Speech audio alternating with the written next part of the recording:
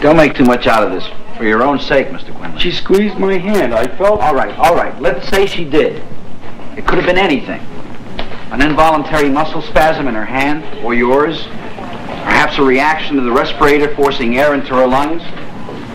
It could have been your imagination. Maybe you wanted her to squeeze your hand so badly. Yeah, and maybe she's getting better. Maybe she's getting stronger.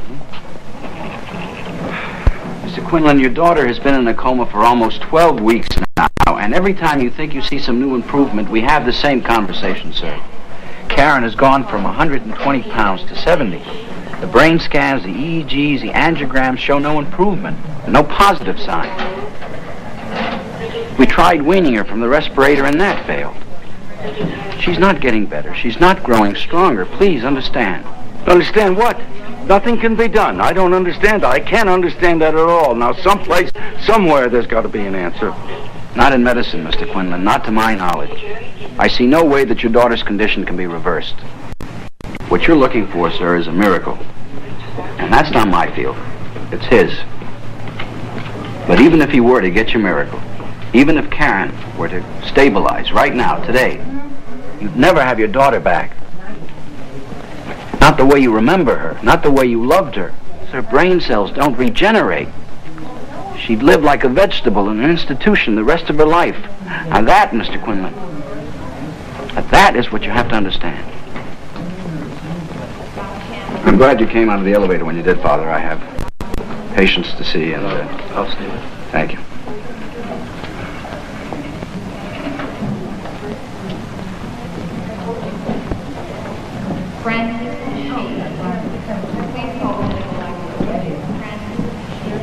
There's no hope, Mr. Quinlan. No miracles. Karen Ann will die. Mercifully sooner than later. I'm sorry, but it's time you came to that realization.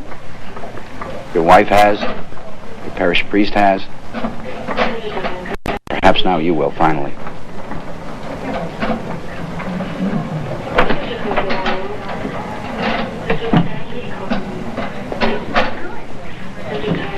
God loves her too much, Father. He's not going to let her die. Maybe because he loves her so much, he will. I don't care about the way she'll be, Father. I don't care if she has to spend the rest of her life in this hospital. I just don't want her dead. I love her too much. I know that, Joe. I know. But there's another question. There's another side to be considered. Karen was a girl blessed with the love of life. Well, it was a vibrant, active life. Because she made it so. You know what's the worst thing about religion, Father? No. What's that? It's dull. You know, you're right. When I think about her, it's with laughter, vitality, happy. Would she be happy with her life now, the way it is? Couldn't a girl like Karen receive death as she did life, full face, as a blessing?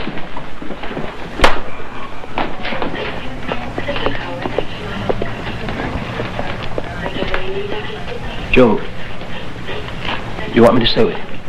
No, I'm all right, Father. I just want to be alone with her a while. I'm okay.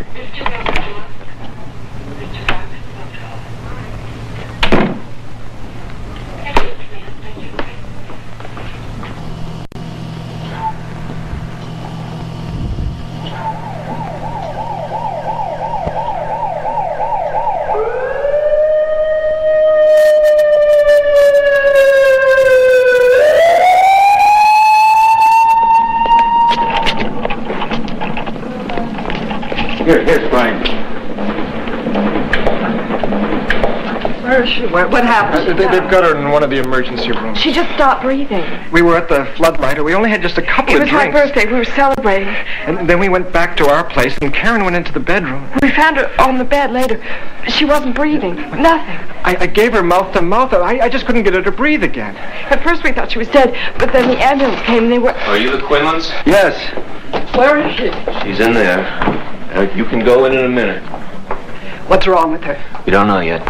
They didn't give us much to go on. Maybe you can give us some help. She had a fall recently, a blow to the head, anything like that. No. Well, we're not sure. She doesn't live home anymore, but How about medication, prescription drugs for asthma, weight control, and... She's been dieting lately. She's planning a trip to Florida. We found Valium in her handbag. Valium? Did she ever take anything stronger than that? No. She wouldn't do that to her body. She's a very athletic girl. She wouldn't take drugs. She wasn't into that. Either way, it doesn't make any difference. No one was on anything tonight. Can I see her? She's in a comatose condition. Now, I wish we knew what caused that because it's hard to treat coma blindly. We need your permission to perform a tracheotomy. We don't know what that means. They have to cut an air passage in her throat in order to place her on a respirator that will breathe for her. The endotracheal tube that's attaching her to the respirator now is not as efficient. Well, yeah, sure.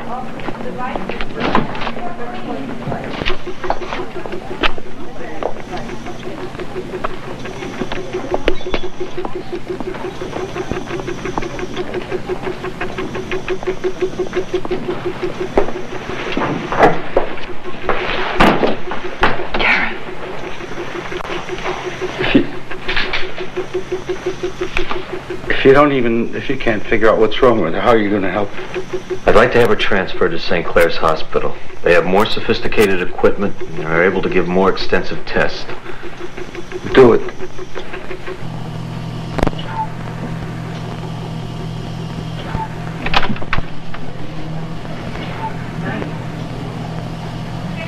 Joe.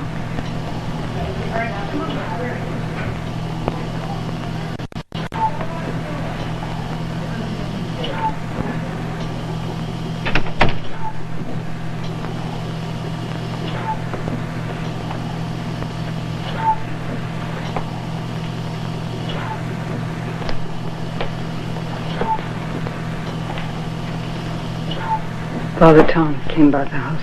He said you talked. Yeah.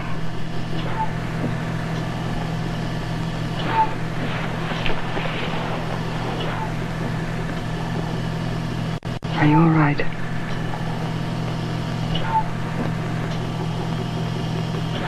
I'm scared, Julie.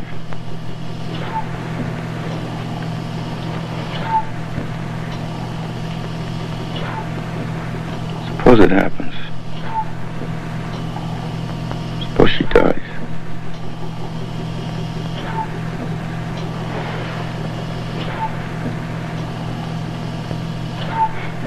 You faced that a long time ago, didn't you?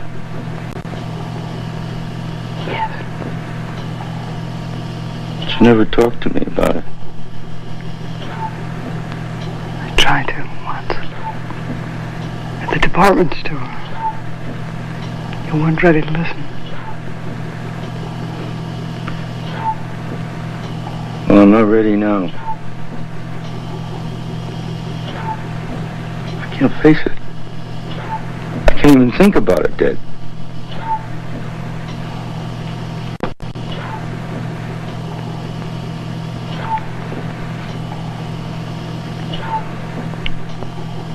You want me to stay with you? No, I have to put it all together myself. I have to just do it alone, with her.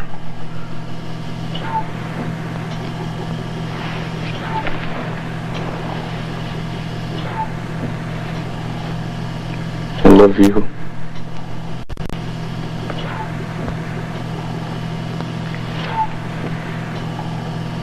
I'll wait up for you.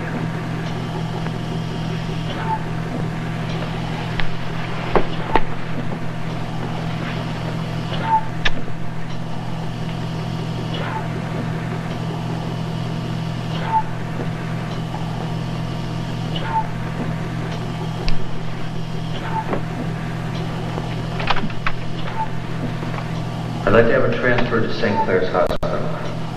To St. Clair's Hospital. To St. Clair's Hospital.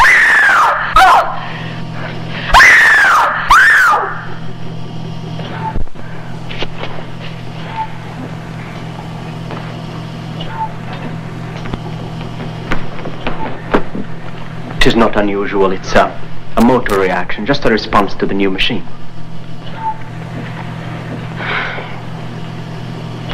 I'm going to tell her about this when she comes out of it. Karen loves spooking people. When I tell her how she's scared us all sitting up like that, she'll laugh her head off. Although I'll continue to retain primary responsibility for Karen's overall care, I've placed her in Dr. Hanif's hands while she's on the respirator. He's our pulmonary specialist. Now, as to what caused the coma, we've run batteries of every test available to us and still can't be certain. Could have been a combination of Valium, liquor, and dieting. It could have been something lodged in her throat. Perhaps her own vomit. It could have been very many different things. Now, no one can be certain how long Karen stopped breathing, how long she went without oxygen. But there are certain things that are becoming very clear to us.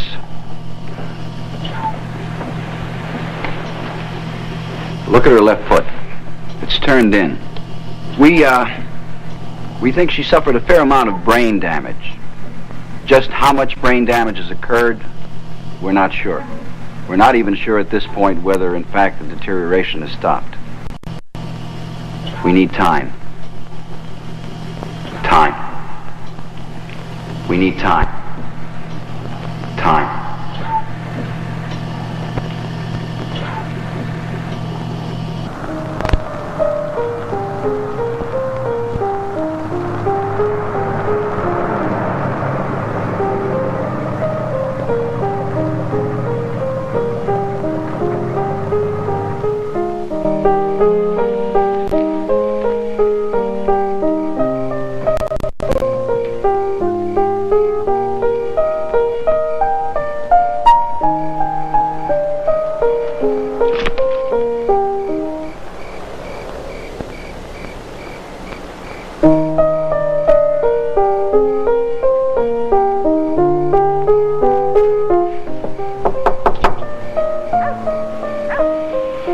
Is it keeping you up? No, I just can't sleep.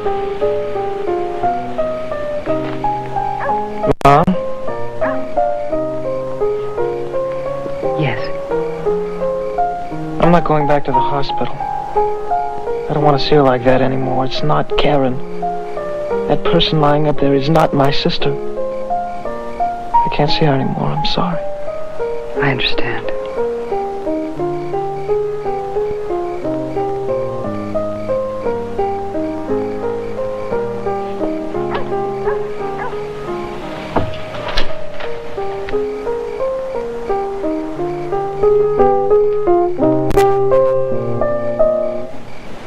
Do me a favor, Mary Ellen. Find another song.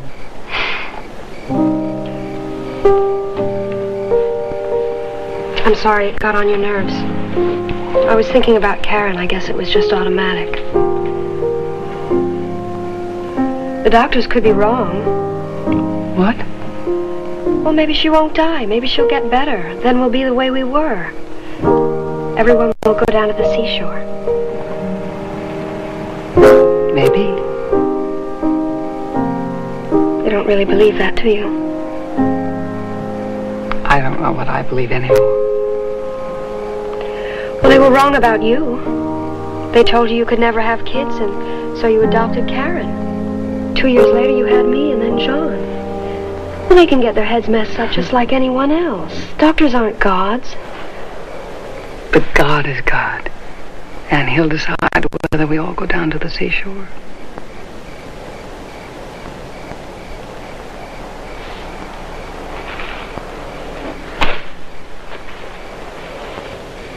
Go to bed, dear.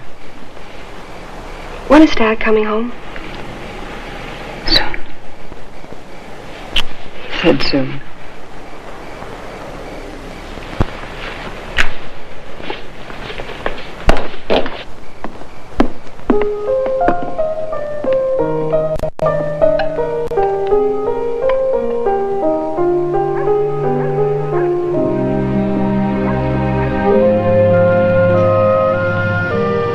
She never talked to me about it. Tried to once. At the department store. You weren't ready to listen. You want that for Karen? It's a good value. Come Christmas time, it's liable to be twice as much the way things are going. We'll take it. No, I don't want it.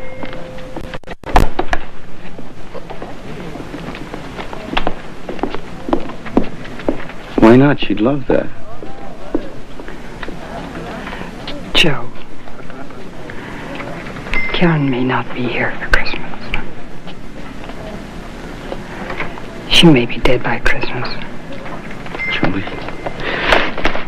don't you ever say that to me again. I don't want to hear that again from you. Ever.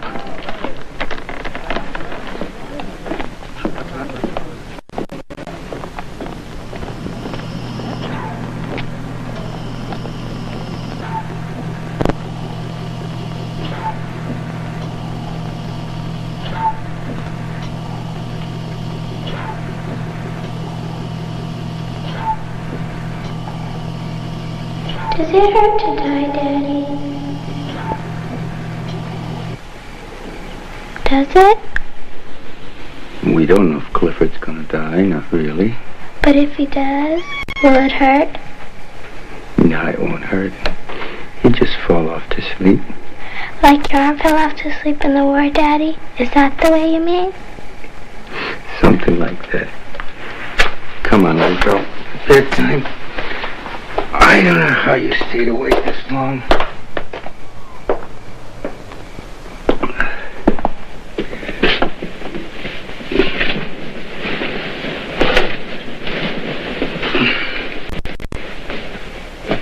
But I wanted to stay with Clifford. I wanted to watch over him. I know. But it's dawn now, little girl, and somebody else is going to take your place and watch over Clifford. He's in God's hand now.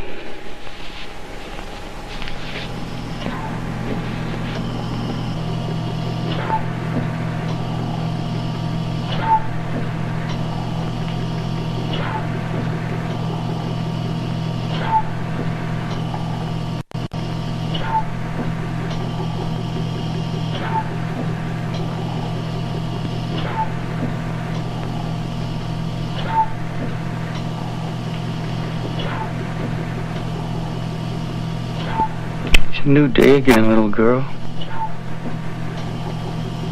I can't stand watch over you anymore. I can't hang on to you alone. God's on duty now. I accept that. I accept it.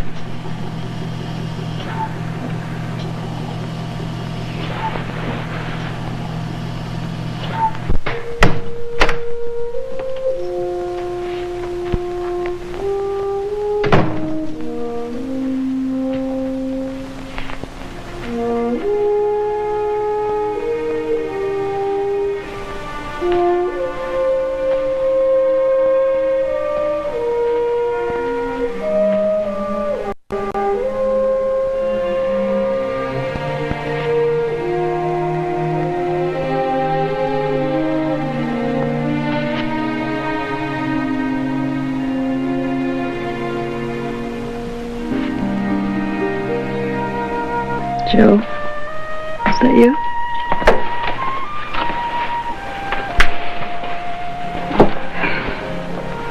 I guess I fell asleep.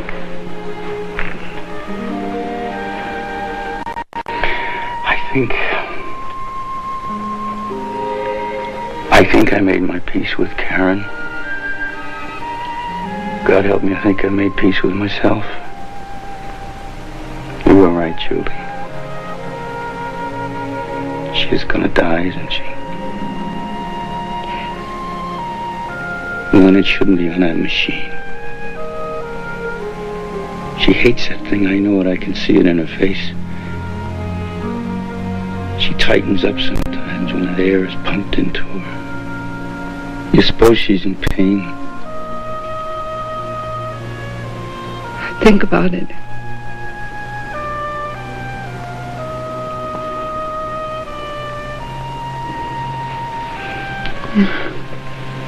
What? It's been so lonely without you. Having these thoughts in my head. Not being able to share them.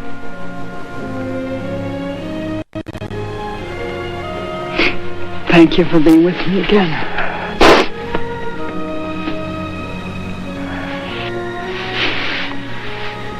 What are we gonna do?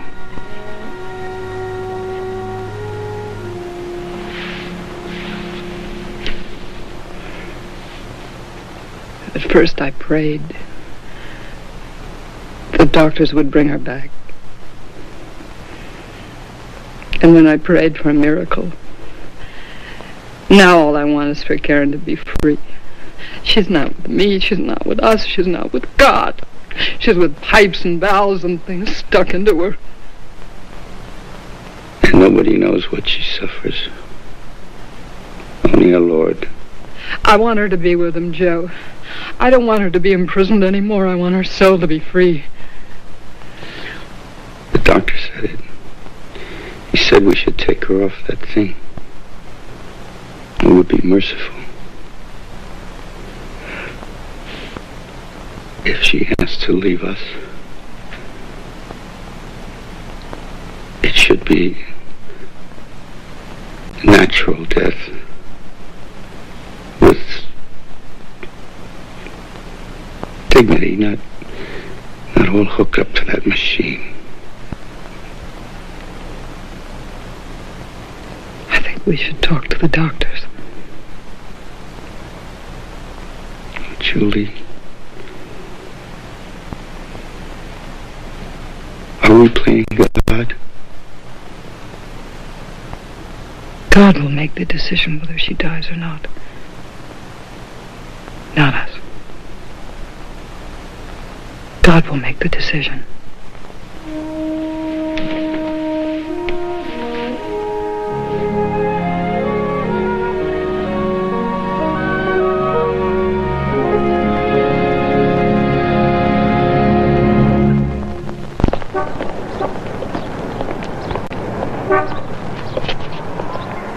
We talked it over amongst the family and with Father Tom, and we all agree with Dr. Hanif's recommendation. We'd like to have Karen taken off the respirator. You understand what you're asking? Yes. Karen will not survive. If we left her on the respirator, for how long would she survive? A while. I can't really be sure for just how long. I understand your question, and more honestly, the answer is that her condition is beyond hope. She will not improve. You agree with that, Dr. Mason? Yes, I do. Now, this is a Catholic hospital. Well, that's why I'm here, Dr. Mason. In an address given by Pope Pius XII in 1957, His Holiness states that extraordinary means are not necessary in order to preserve life when all hope is lost. Did the Quinlans have moral Catholic grounds in asking that the respirator be turned off? I think that the most important thing, what we want for Karen, is that she be returned to her natural state. We want it to be at peace, without interfering with the laws of nature. We want it to be in God's hands. I'm personally of the opinion that what you ask is the only merciful thing. It's a painful decision, I know. There are forms to be signed. We understand that.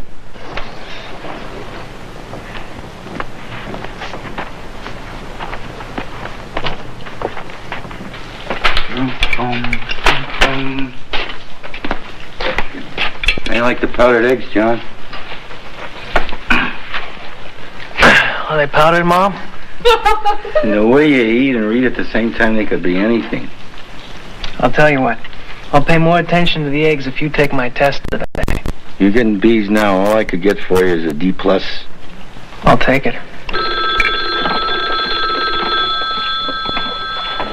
Hello? Oh, yes, just a minute, Dr. Mason. He wants to talk with you, Dad. Huh? Dr. Mason? Yeah, just a minute. It's not Karen. She's okay. Yes. Sure, I understand what you're saying, Doctor. Yeah, I know. Believe me, I sympathize. Is there anything I can do for you? Oh, yeah, sure, I'd agree to that. Uh-huh. Yeah, we'd all feel a little more secure, I'm sure. Okay. Fine, we'll see you then. Goodbye. He's having some moral problems about taking Karen off the machine. Having a tough time with the decision. Now you understand. So what's he going to do? Well, he wants to call in another man, some doctor who's a big specialist in the field, and if he agrees that Karen's chances of recovery are impossible, then Dr. Mason, he'll go through with it then. Just wants to be sure. Sounds reasonable. It's more than reasonable. What any dedicated doctor would do. Dr. Fingfield, please call recovery room. Dr. Jerome Fingfield, call the recovery room. Pharmacist on call, please go to CCU. Stat. Pharmacist on call, CCU. Stat.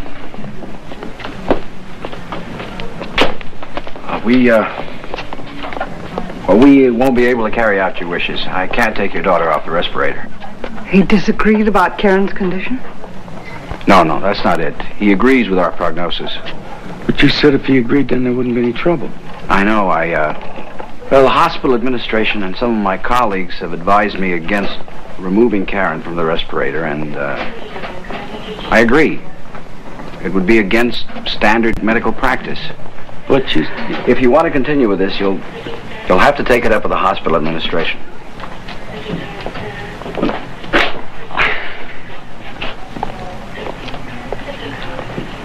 I'm sorry. That's all I can tell you. What happened? I don't know. I'm going to find out. Dr. Campbell, please call the OR. Dr. Bertha Campbell. Good morning, Mrs. Hunt.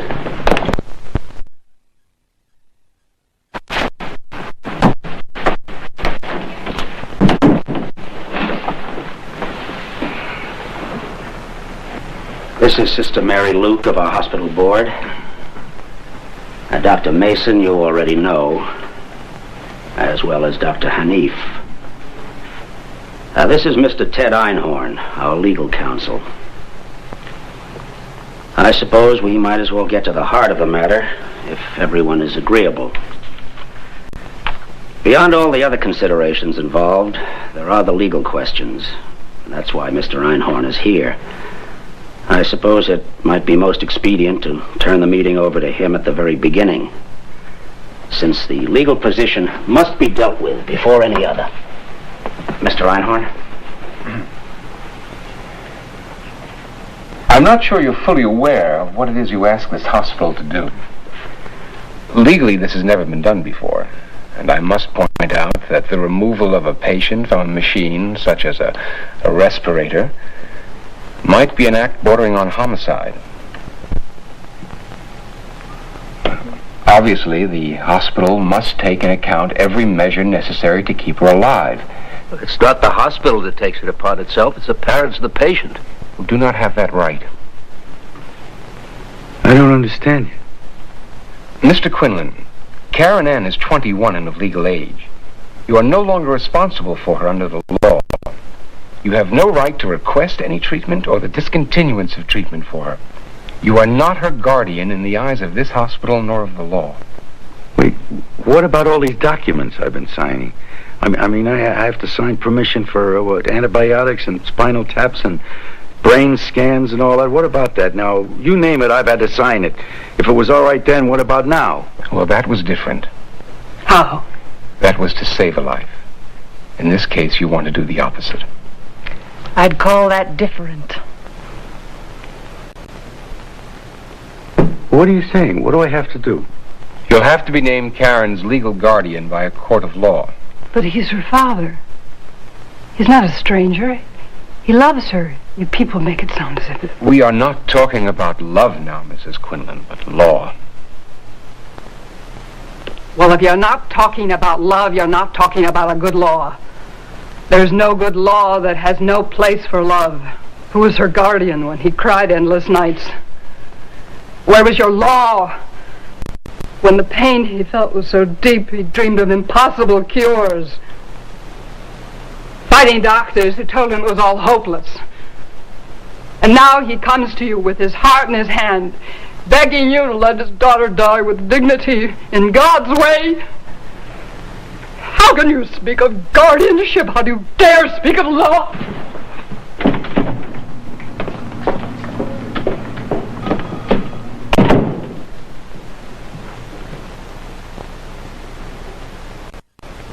have to get legal guardianship, I will. After that, will you do as I ask? We'll talk again, Mr. Quinlan. After that.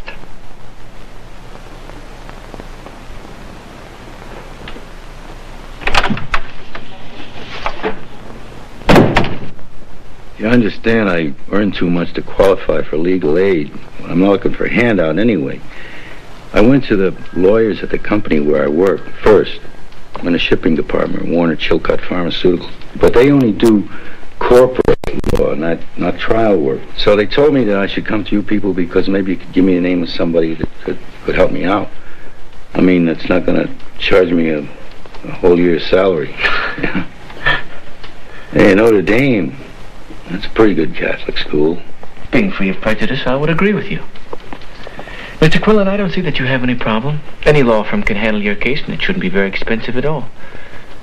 Guardianship is a common enough petition in matters of real estate, wills, things of that nature. Well, this is a little bit different. See, my daughter is in coma, and she's on a machine, a respirator. And I want to get the guardianship so that I can force the hospital to take her off it. Might be a little more difficult in matters of real estate. See, this thing keeps her body alive, but just her body. And so if she has to die, then we want her to be able to die at peace.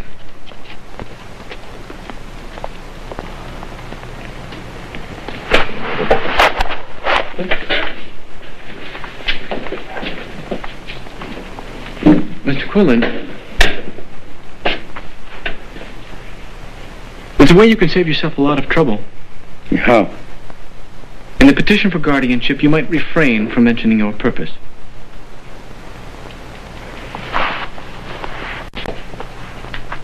You mean I shouldn't tell them that I want the guardianship so I can take her off the machine? That's right. Well, I don't want to do that. Thanks for your time. Just a minute, please. I'm not suggesting that you do that, Mr. Quinlan. I merely wanted you to know that there's an easy way of going about it. But it's not the easy way for me. If I thought that it were, I wouldn't want to continue the conversation. Oh. Will you sit down, please? Yeah.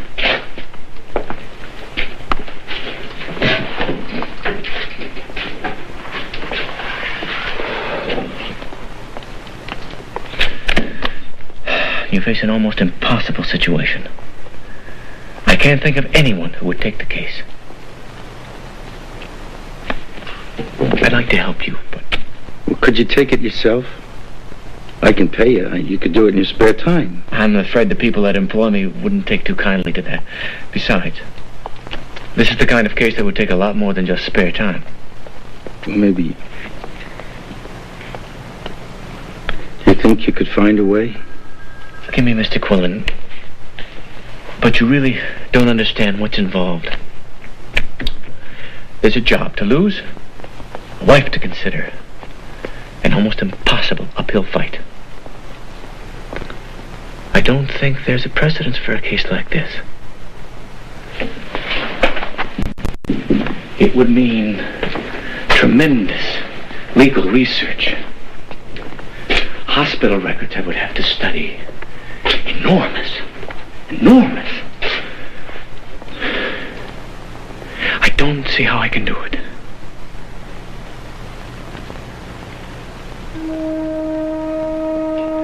I don't see how I can not do it.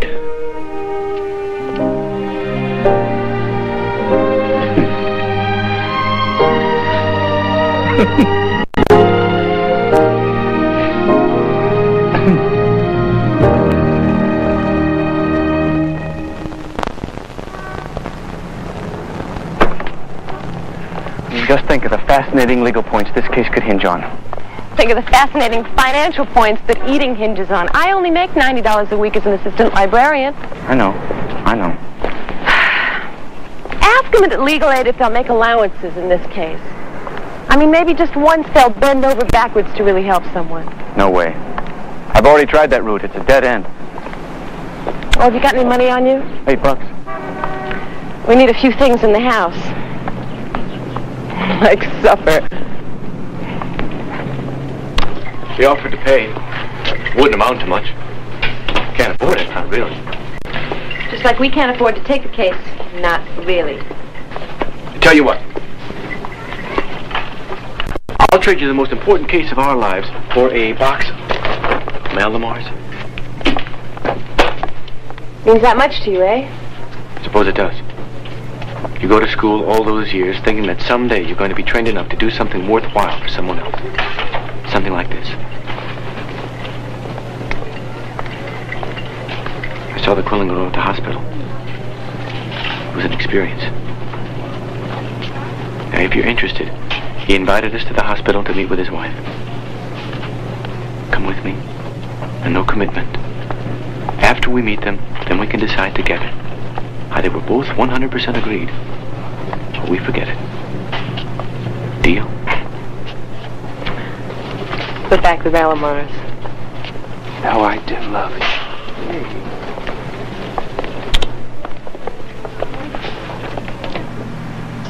Hello, darling. It's Mommy and Daddy. Oh, they've washed your hair. It shines so lovely. We brought some friends to see you.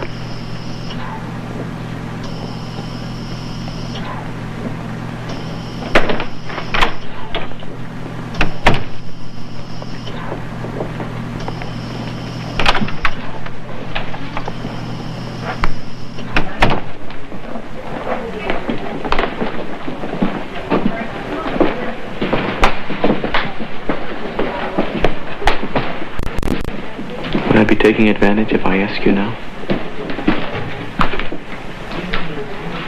Do we take the case? Is it 100%? Rest your case, counselor. You've won. Great. Now all we have to do is figure out how to live through it. I've already done that. I'll sell the AT&T stock my grandparents gave me. Hey, come on, I can't ask you to do that. You didn't. You know of another way? I think your grandparents might like the way we're putting their money to use.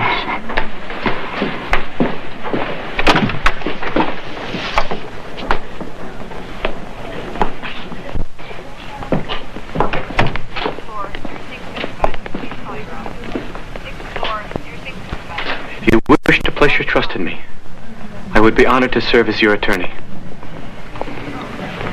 Now, wait a minute. Wait just 1 minute. Before we go any further, I think you should know what may be coming. Oh, you said it was going to be a hard fight. We understand that. Forget the fight. Forget the fact that we may or may not win. You may be letting yourselves in for a great deal of trouble. There will be publicity on this thing. It'll be bad publicity. You could get a lot of hate mail, crank calls. Friends and neighbors may turn against you and look upon you as the kind of people who are anxious to get rid of a stricken child. Paul, don't. No. It's better we all think about it now than later when we're committed. You and all your family could have a very bad time of it. Well, not as bad a time as Karen's having.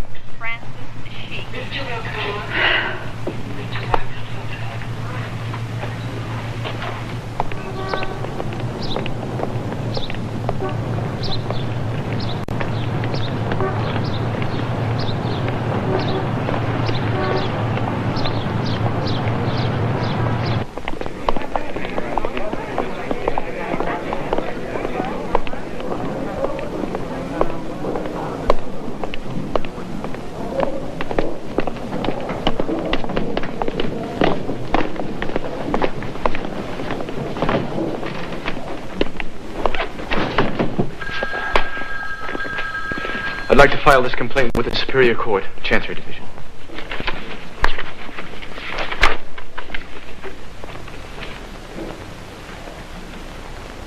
Would you excuse me a minute? Sure.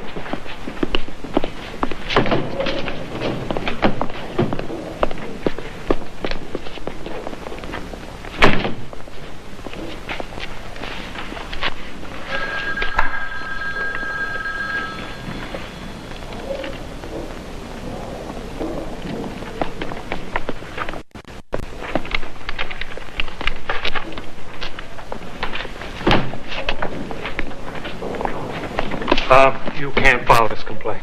Is that your considered opinion, or does it come from higher up? Well, it makes no difference. You can't file it. Tell you what, you go back up those stairs to wherever it is you just came from, and tell them that if for some reason the complaint is inappropriate, a motion should be made on the record. Look, it's Friday and we're just about to close. Why don't you bring it back first thing Monday morning? I'll ask you one more time. Is the complaint inappropriate? The complaint is not inappropriate, no. Fine. Here's the filing fee, $60. Thank you. Good day.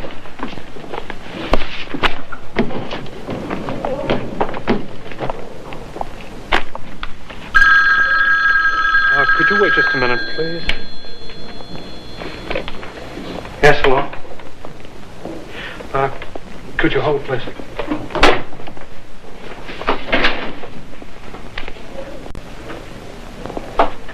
Newark Star Ledger. Extension 1123, please. Hello, Stacy. Have I got a story for you?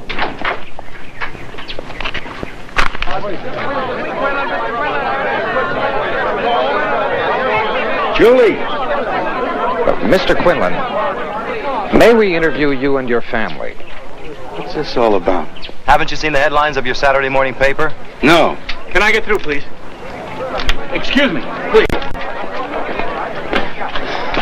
I came over as soon as I saw my paper. I didn't think they'd get to you this fast. You people realize you're the first in the nation to go to court with such a legal petition? Yes, the Quinlans understand that. Would it be all right to come inside the house and photograph Karen's room? This is a big case, Mr. Quinlan. The whole country will want to know as much as they can about it. Is it the money, Mr. Quinlan? What? The bills from the hospital. Is it more than you can handle?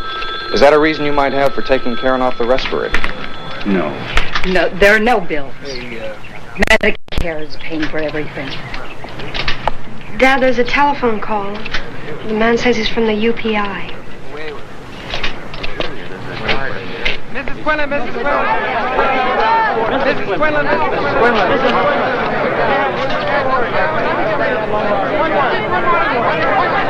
And so it begins.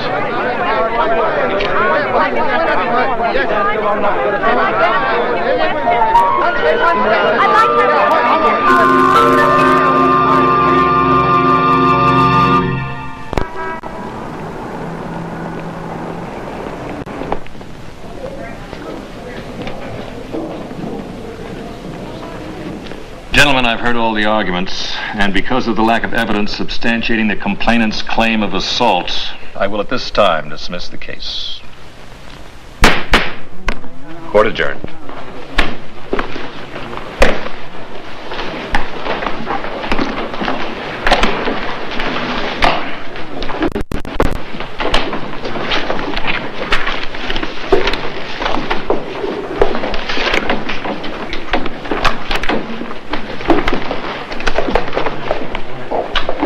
My name's Paul Armstrong. Donald Collister. I know. Harvard, 65. Notre Dame, 72. Good prosecutor likes to know who he's going up against. But then again, so does any good lawyer. I brought you my schedule of witnesses. Medical experts, clergy. Judge Muir asked to bring Mason and Hanif in as parties instead of witnesses. That upset you? Depends on why. Well, that way the court can order any treatment or discontinuance of treatment, depending on what the final decision is, without having to issue an injunction. You agree? Sounds reasonable. Good. Has the word filtered down yet that Muir appointed a guardian for your client's daughter until the proceeding is over? Isn't the husband always the last to know? Who is it? Daniel Coburn. Heard the name. I haven't been in the county very long, just a few months. You'll be meeting him and the rest of the legal community pretty fast now. Coburn's a good man. From what I've heard about you, you're pretty aggressive yourself. I'm pretty easy to live with. Here's the rest of the lineup. Einhorn for the hospital, and Ralph Porzio will handle Mason and Hanif. I'm beginning to feel a little outnumbered. Oh, there's another one. Attorney General William Highland. He's batting cleanup for the state.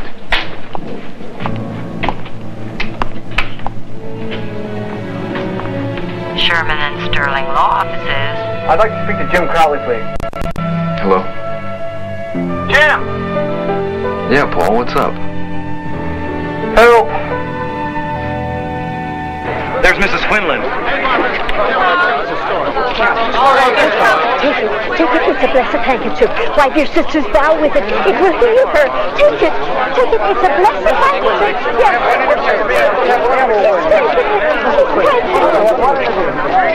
Very happy to...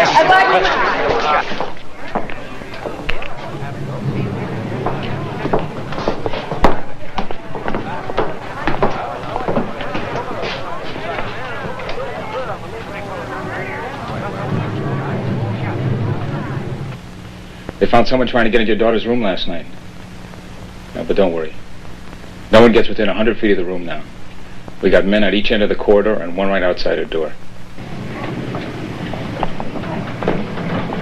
Mrs. Quinlan, the mail is growing so heavy, I wonder if you might be able to come down to the office now and make arrangements to have it sent to the house from now on. I'll wait for you in the room.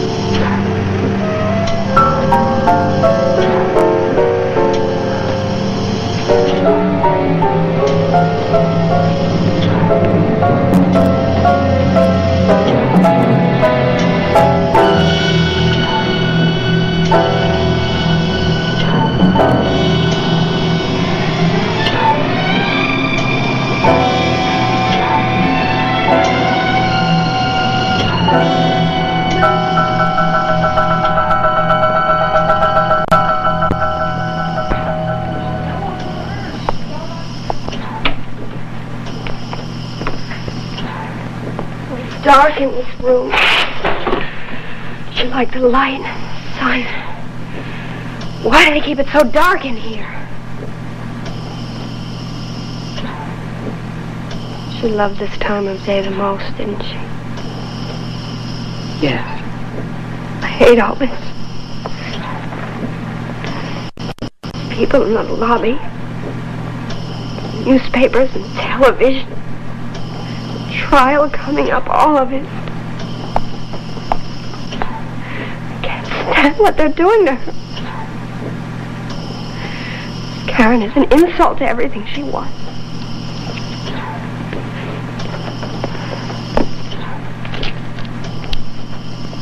She'd hate just lying there like that. She'd hate not being able to do anything about it. If it was me lying there, she'd do something. Don't let it go.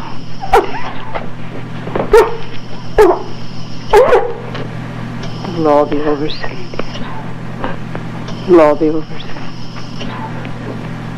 It'll all be something to just talk about from time to time, cry about. But it will be over soon.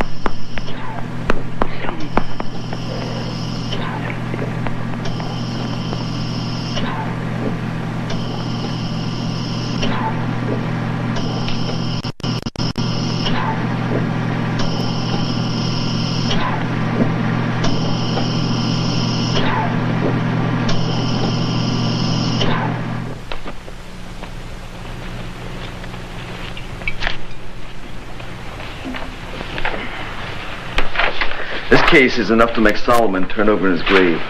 I'll tell you one thing. If I can't have Solomon, I'll settle for Muir. He's got a good reputation. Sure he has. But think what's going to happen to it. He's going to get flack no matter which way he goes. Look at it from his point of view. He's being asked to decide whether it's allowable to let someone die by stopping extraordinary means of sustaining life. And if these means are stopped, could it be considered murder? And would it be murder with good intentions or bad? And let us not forget the various and sundry constitutional aspects of the law that our case will rest on. If we're going to win on the lower court level, it has got to be on the constitutional points. Karen's right to privacy, and her right not to have her life prolonged by extraordinary means against her will. Some very heavy material to deal with. You know something? I would like to propose a toast to Judge Muir. Is there any wine left? Just enough. To the good judge, may he be as wise as Solomon. And as brave as Samson. And as good as the laws he watches over.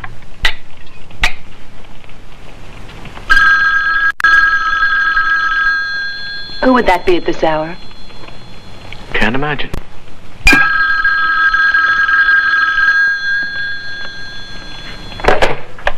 Hello? I'm calling long distance with a message from the Lord. Does the Lord know that it's almost 3:30 in the morning here? The Lord does not recognize Eastern Standard Time or Pacific or Mountain Time, and I'm not about to give him time zone restrictions when he calls upon me.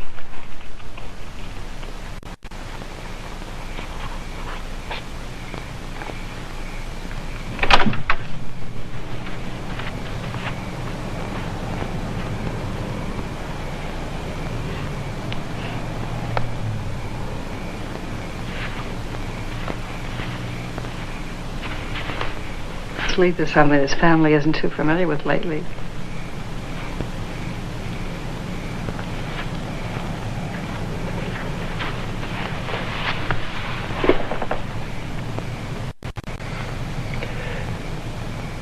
I couldn't stop thinking about today. The trial.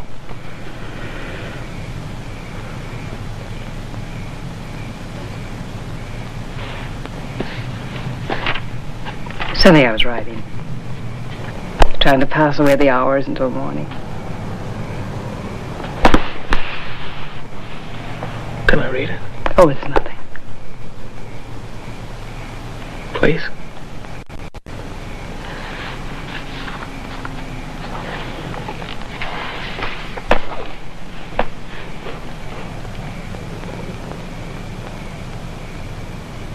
I kiss her on the cheek. She cannot feel my kiss. I look into her eyes. She cannot see me. I call her name. She cannot hear me.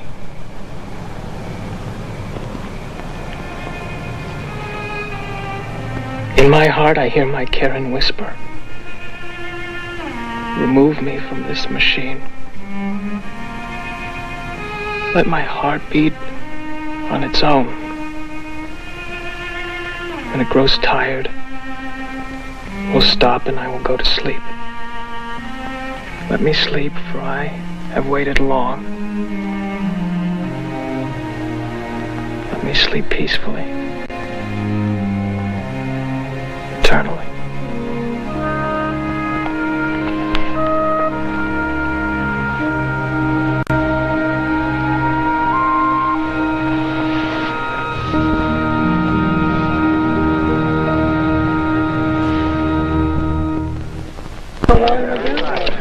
Oh, there's Paul Armstrong.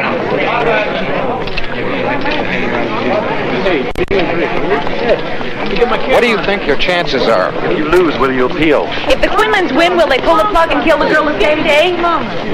Please, just... Where are the Quinlans?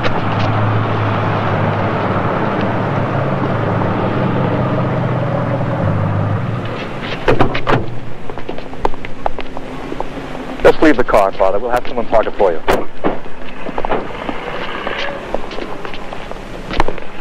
I'll escort you to the courtroom, ma'am. If all this security is just because of the press. Oh, no, ma'am. There's not that. There's been a few threats from some sickies out there. But all the packages that have come in from you have been gone over by the bomb squad. And so far, we haven't found anything except stuff like this.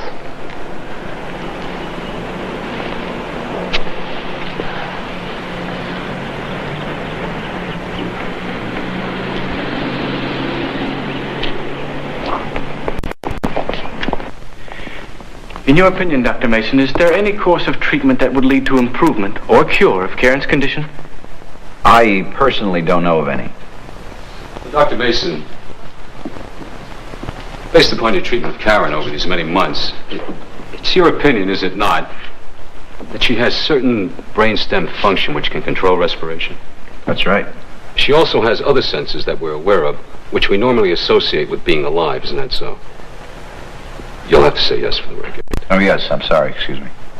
How about the sense of pain? Well, that's pretty subjective. I can tell you this, when this patient is stimulated with a pinprick, there is a reflex. In other words, she reacts. Yes, but on what level, God only knows, I don't. Of course, you wouldn't really be able to know that unless you were able to tell you, isn't that so? Yes. So it is quite possible that she does, in fact, feel. Just as possible as not feeling. And this structure here is the cerebellum, which has to do with coordination, motor activity, along with other integrated functions. This is the critical system of the human organism. The heart, the lungs, the kidneys, all these things can be replaced by machines. This cannot by any artificial devices known to man today. Dr. Kareem, as a member of the American Neurological Society, the American Academy of Neurology, the Electroencephalographic Society, and various other neurological associations, and chief of EEG laboratories at Bellevue Hospital, in your expert opinion, can the art of medicine repair the cerebral damage that was sustained by Karen? In my opinion, no. Doctor, would you be kind enough to describe the patient as you saw her? Describe? Yes, please. Not in medical terms, but tell the court how she looked to you.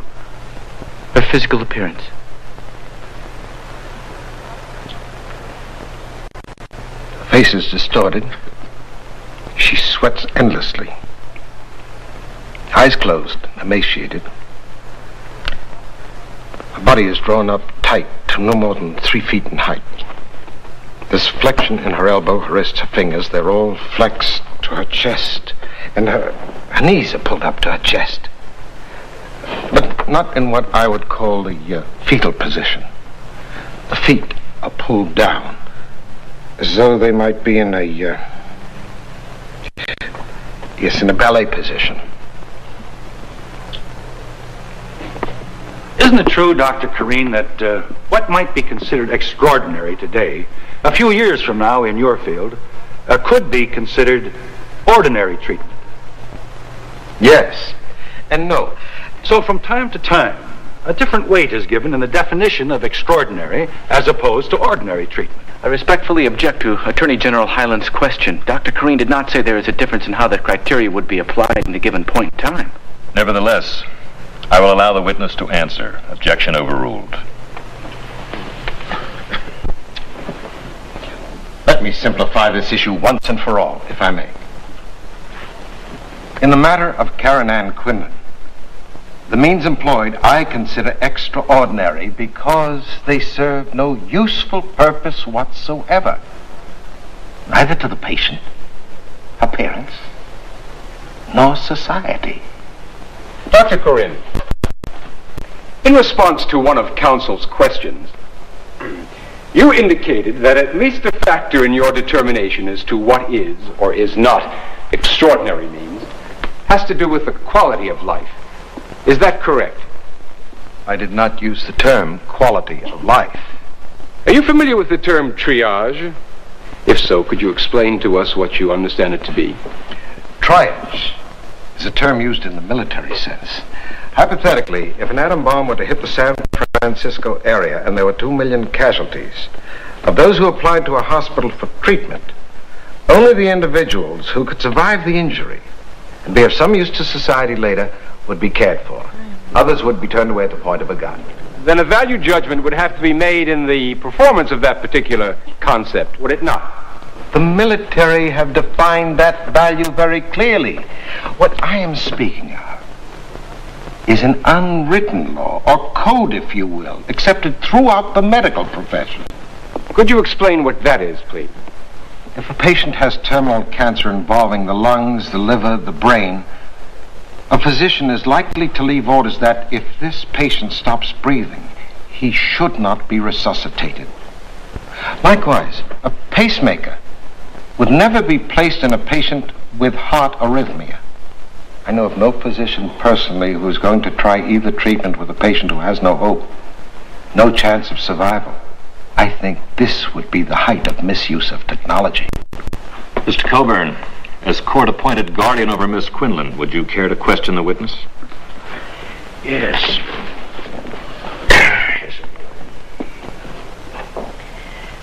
Dr. Kareem, would it be possible for you to give a mental age? Now, when I talk of mental age, I'm talking about Karen's cognitive age. Well, would it be that of a 2-week-old infant, 7-year-old child, or what? It would be inaccurate. But I would make an attempt. Do you wish me to? Yes, please. The best way I can describe it is to take the situation of an anencephalic monster. An anencephalic monster is a child that is born with no cerebral hemisphere. The way such a child is usually diagnosed is the doctor holds it up and with a flashlight placed at the base of the infant's skull, they are able to see the light shining through the eyes.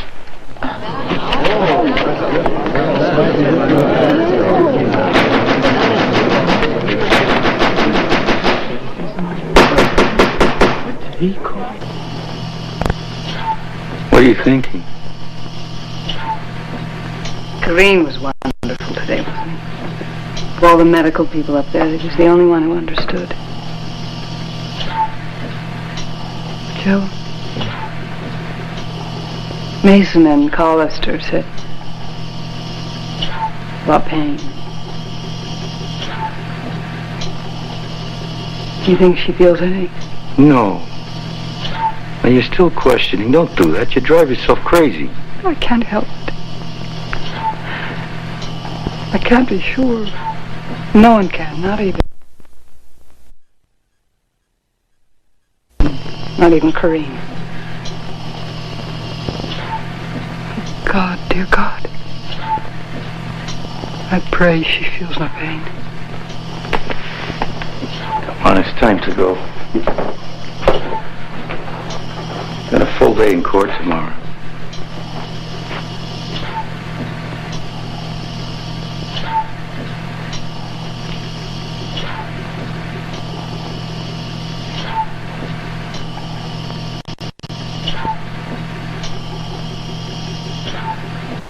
Julie works for me at the rectory. She and Joe are very active members of the parish, so you see there weren't just 1 or 2 occasions when we talked about the problem. Joe was praying for a miracle, and I thought at the time he wasn't facing reality. Then after a while, even he saw the hopelessness of it. Is that when he spoke with you about his desire to take Karen off the machine? Yes, he preferred her not to be maintained on the respirator, but he was troubled. He asked me if he was playing God. What did you answer? I told him no, I didn't think so. See, there's a profound difference between killing someone and allowing her to die. Thank you, Father.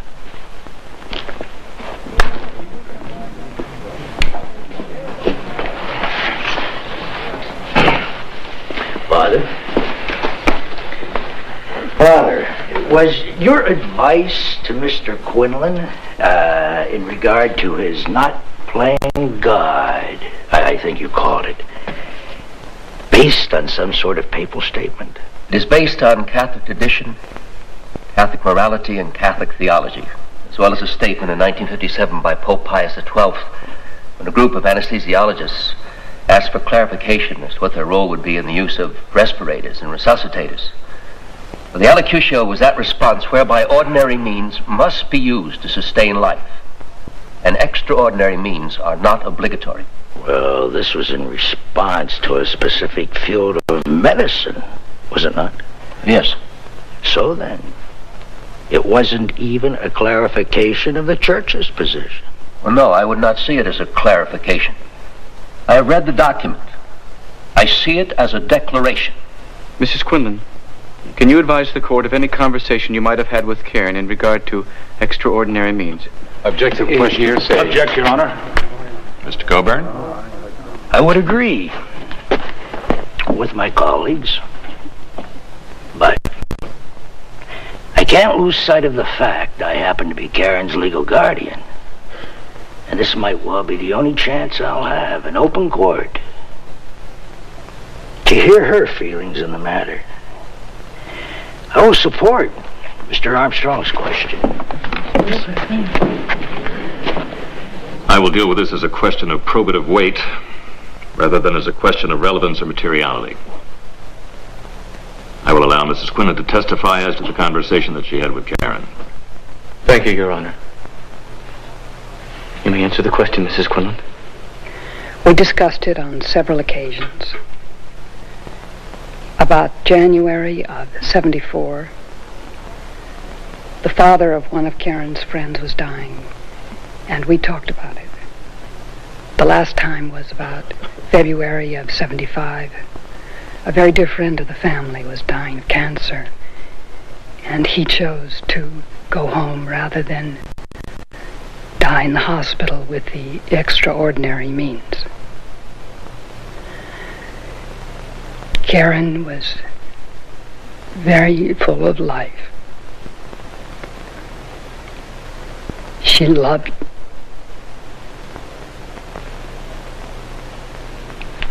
I'm sorry, I don't know. Just try and relax. Tell it the way it feels natural to you.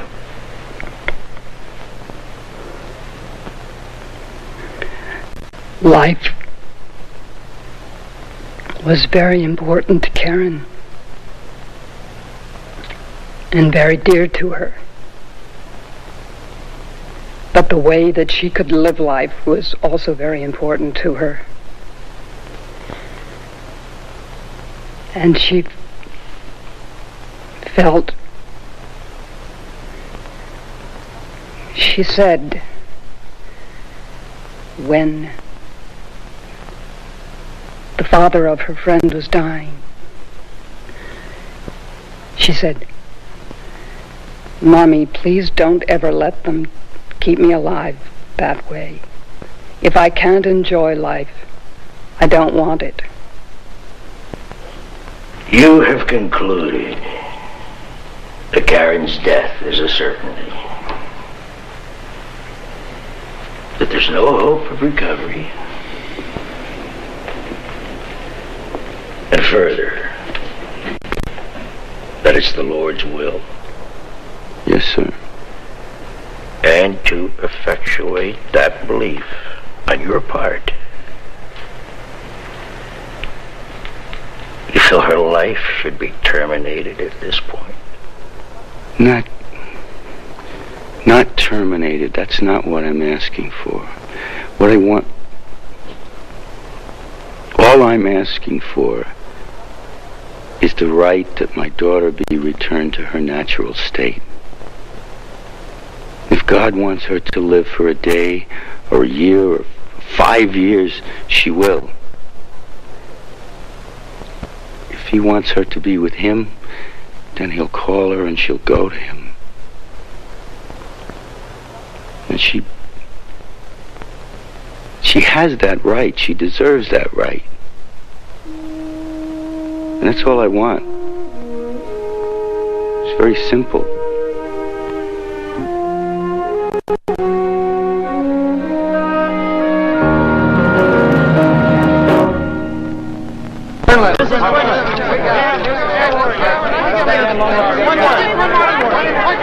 Mr. Quinlan, would you care to make a statement? The judge said he'd have a decision in 10 to 14 days. We'll all know a lot more then. If you'll excuse us, please.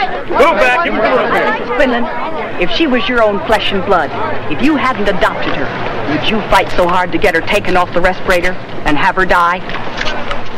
I said make way here. Come on, give her some room. Make way here. Yes, of course we can. Thank you, Sister Naomi. You all right? Joe! What? That was Sister Naomi. They have a baby for us, Joe. They want us to pick it up on Saturday. Joe! A baby! Can't she tell you what it was? I mean, is it a boy or is it a girl? I don't know. I didn't bother to ask. Oh, Joe! A baby!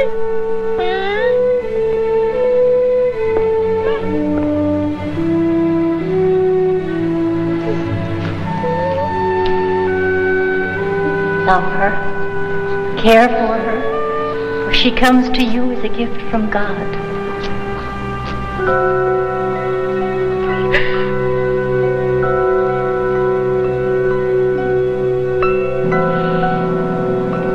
Well, I'm glad it's over. But I've absolutely no idea which way it'll go. Can't expect too much, Joe. We knew going into it how tough the fight was going to be.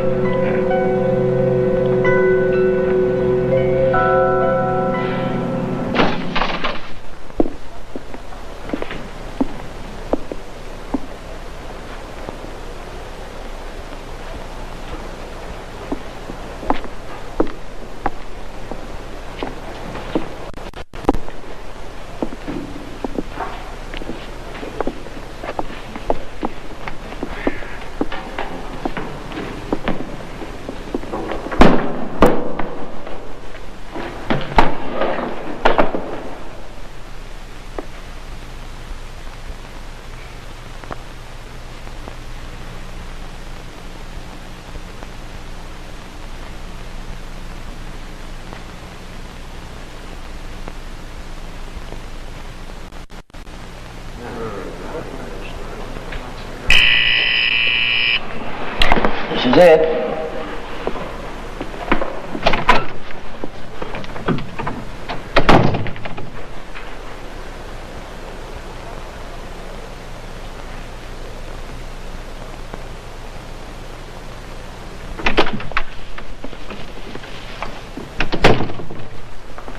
Come and get it.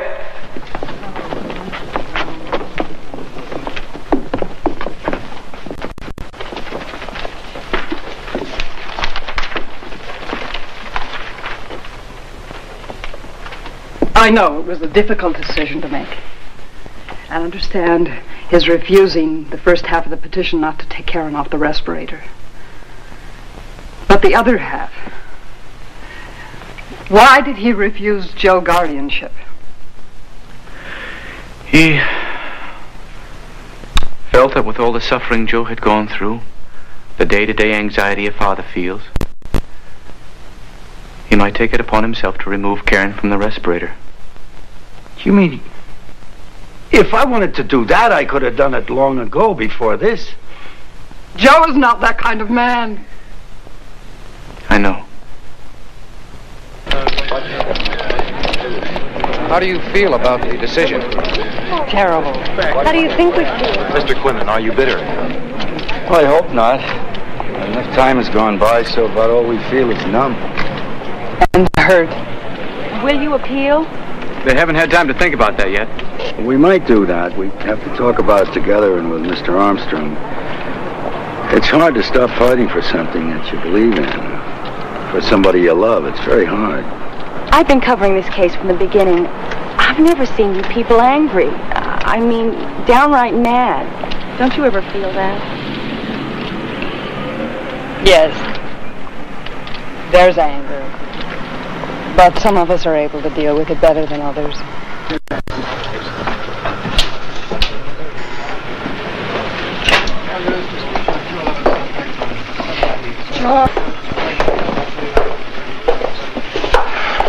I'm all right. I'm Sergeant Turner. What happened? Why is he here? Well, it was a fight. It seems there were 5 of them against him. They said it was your boy that started it. I didn't. He says it was them. There are no charges. You can take him home. Thanks. Was the fight about Karen, John? Was it, John? No!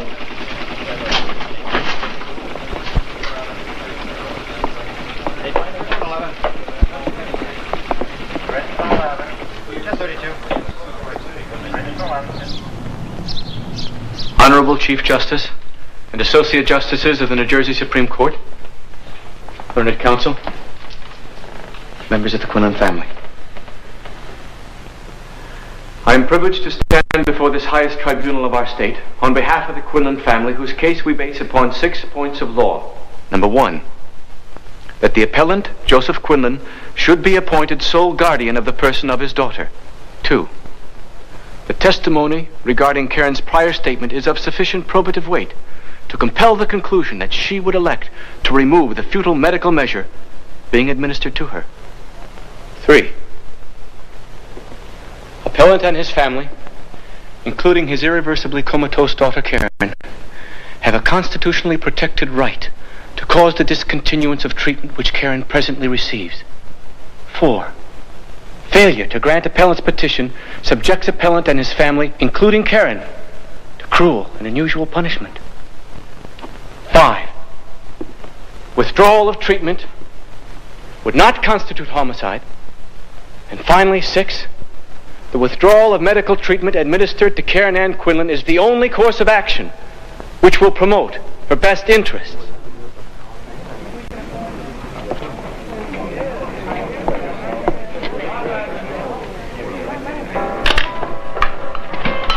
About asking permission before you take someone's picture? I'm sorry. It could mean a lot to me getting a picture like this. I'm trying to break into the field. This could help. Good luck with the picture. Good luck to you and yours. I hope the decision turns out the way you want it to.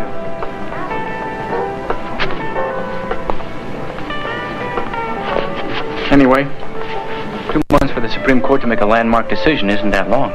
We've waited a lot longer for a lot less. It's been almost a year. Did it ever occur to anyone that all this waiting we've been asked to do might have a reason? I'm sure God has a reason.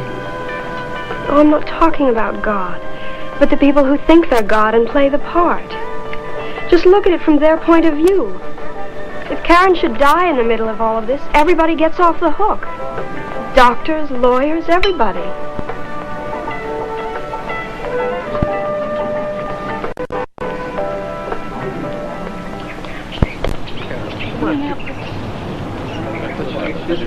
Here they are. Here they are.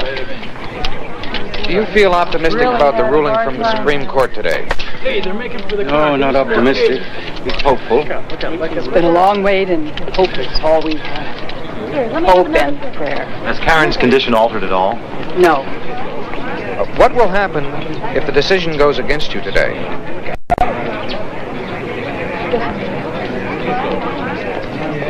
Good luck.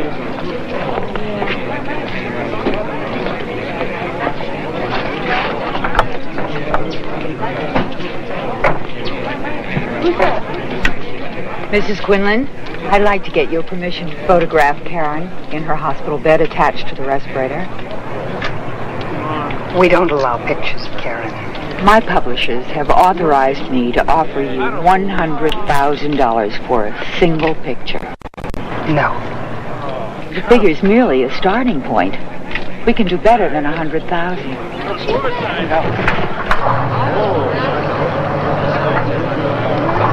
Watch.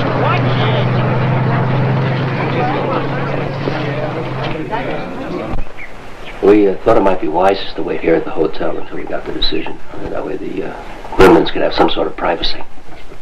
How are they going to get word of the decision? Well, Paul Armstrong will call from Trenton as soon as he receives it, which brings me to my problem. Do you have an office or a room somewhere where there's a speakerphone where he might take the call? Yes, my office. Oh, good. Thanks.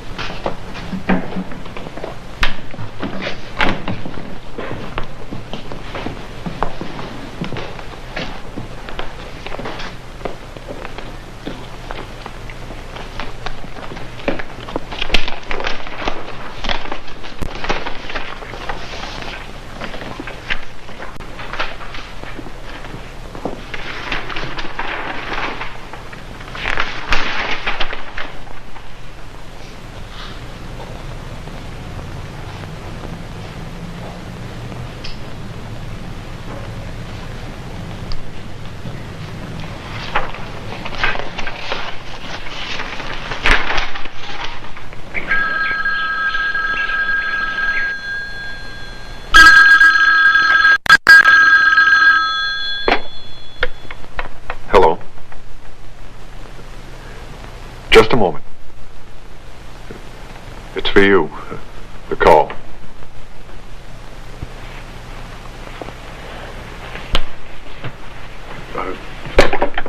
Just talking to that. Joe, you there? Yeah, we're all here, Paul. Paul? How'd it go? What happened? It's over, Joe. It's over. They ruled in our favor.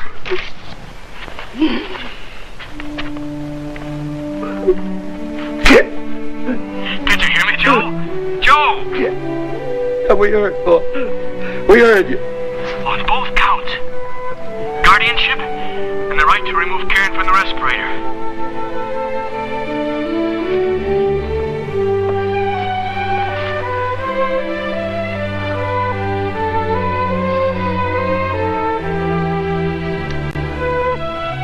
Paul, how'd the vote go? Unanimous, Joe. 7 men. Unanimous in their compassion.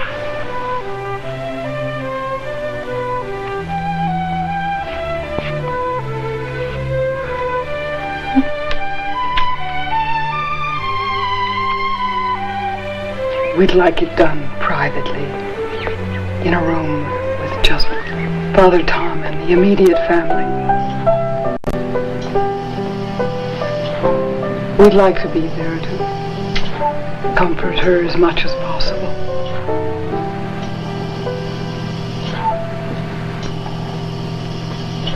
I'm sorry, we cannot take Karen off the respirator.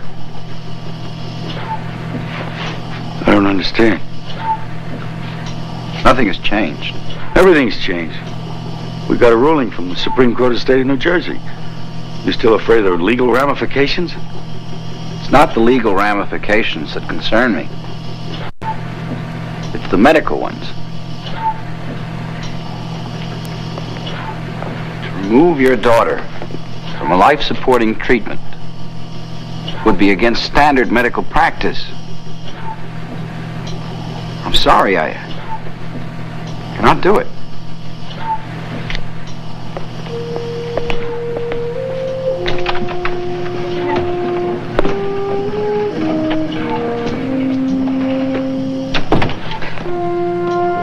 We had a Supreme Court ruling.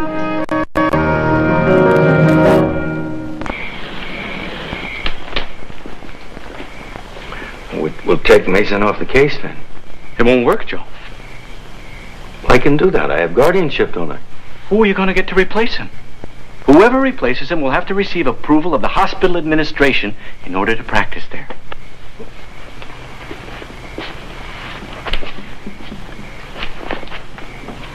It's simple, Joe.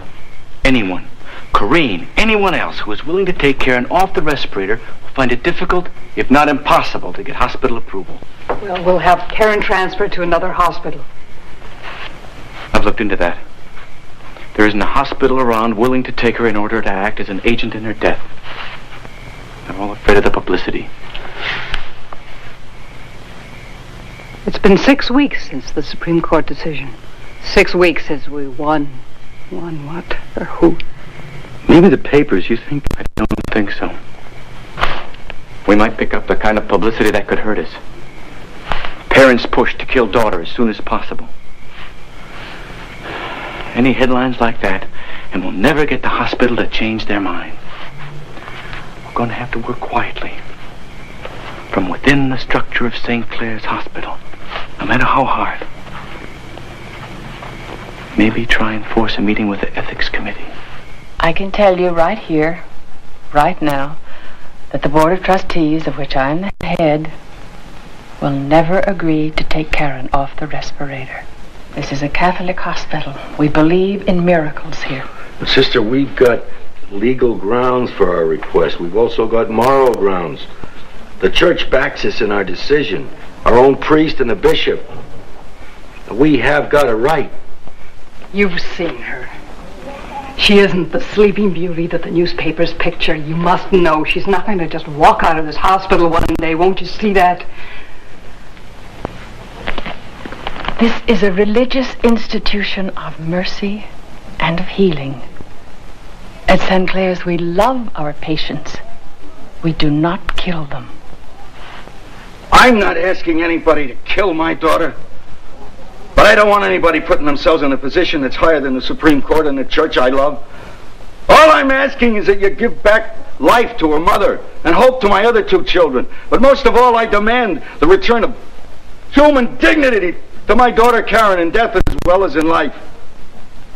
And I charge you, sister, as a woman of the church, to return her to her natural state, to give her back to God.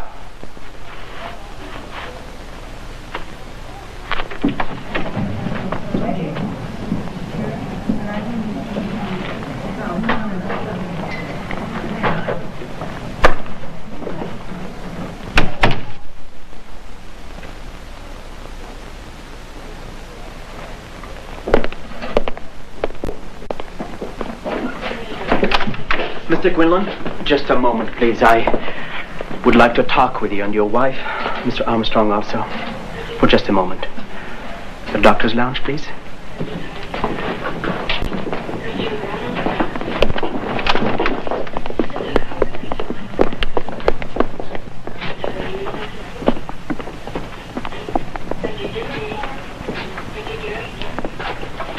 I understand how you both feel. I feel your need. We spoke after you left the meeting. Sister Mary Luke, Dr. Mason and I feel the same. There are medical standards that We've been all through that before. I would like to try and wean Karen from the respirator. You tried that at the very beginning. You said that it couldn't work then. I would like to try again. Now? Why now? Why not during the 10 months of legal procedures? If you can do it now, why didn't you do it sooner? Why now? Because all of us are at the end of the road, and I don't know what else to do, what else to try. I don't know if I can succeed. All I can promise is that I'll do everything within my power this time. I ask for your trust and your permission. Just as long as everyone understands that as the doctor in charge, I will put Karen back on the respirator if she shows any sign of not surviving the weaning procedure. Then we'll be right back where we started. I'm sorry, I can't help that. That's the way... Please, doctor. We hope Karen will survive the procedures. When she is off the respirator, you will not have any further use for me, and I'll be off the case gracefully. From there on, any further problems will have to be handled by Dr. Mason, and not by me. I will have done my part. I think this situation needs to be finished. For you, for Karen, for all of us. It is time that this is finished. If you can do it, it would solve it all.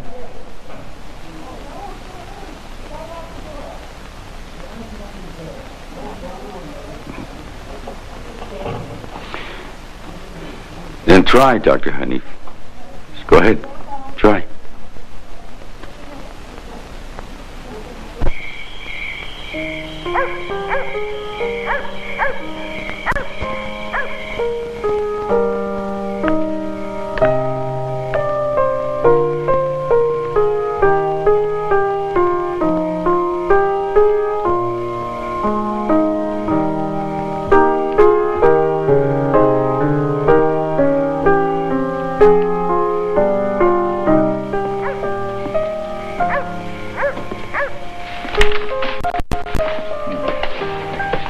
not the way you like it.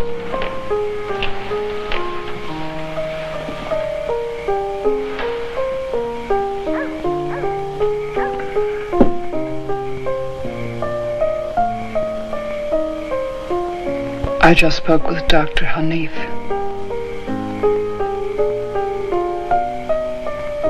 He hasn't changed his mind.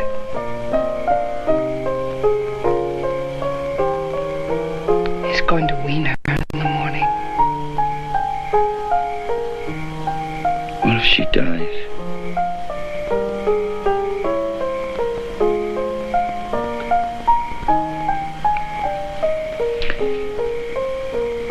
What if she lives? Either way, she's at the end of it.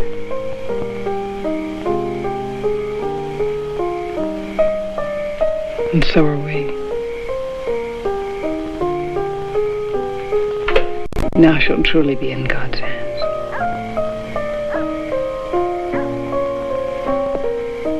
Thy will be done. It's her birthday in 10 days.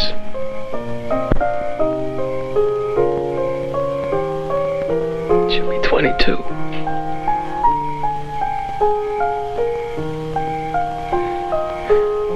I want her to live.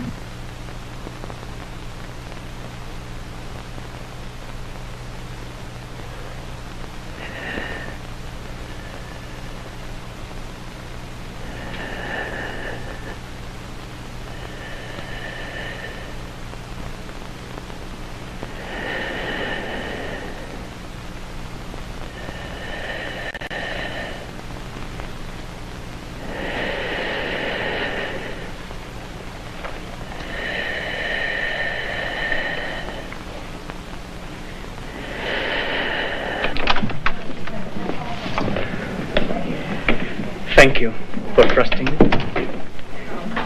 Well, the fact that Karen was able to be off the machine for 1 hour today might mean she may be able to go without it for 2 tomorrow, 3 the next day, then 12, and on and on. She'll be able to live without the respirator.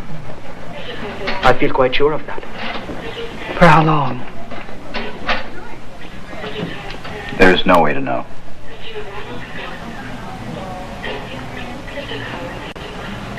I was thinking of John. I can't wait to see his face when we tell him.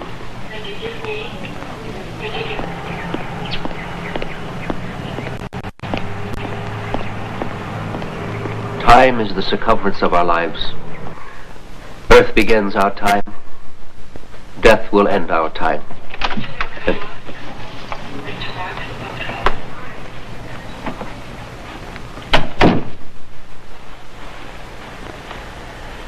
And we look to that time that is timeless. God gave us time to love you and to care for you. And when it is time, He will take you home. And we will let you go.